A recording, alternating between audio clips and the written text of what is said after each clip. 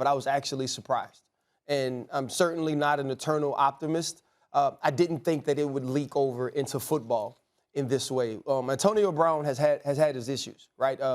In 2017, Antonio Brown was probably considered the best wide receiver in football, one of the greatest wide receivers to ever play this game. And then we started to see some little things from his personal life leak into football, where he didn't show up to practice for the Pittsburgh Steelers, or he didn't show up to a game in Cleveland. He's on the game or on the sideline in the fur coat. And there were all these things swirling about Antonio Brown. And then we see the saga with the Oakland Raiders and that thing all take place. And then you see what happens when he's with the New England Patriots, only able to play a game. And it seems like he gets things together. He stays out of the news until you have the fake COVID card. And so you have all these things happen. But Antonio Brown has been forgiven time and time again. He's been empowered time and time again. He's been entitled to these behaviors time and time again because he's an elite level athlete. And he also has an elite level athletic trait of competitiveness. When Antonio Brown shows up prepared to play a football game, there's no one that works harder. There's no one that gives more. There's no one that cared more about their individual performance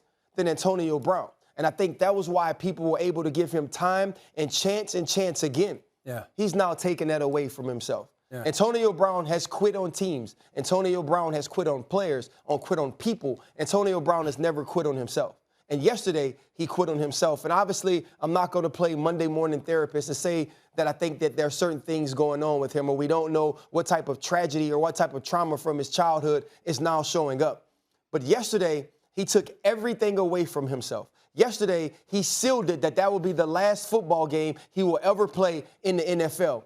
You used to be able to say that no matter what, we know that he will compete. He no longer will do that. We used to be able to say that no matter what, he won't quit on himself or a football team on game day, and we can no longer say that. Antonio Brown is now holistically inconsistent as a human.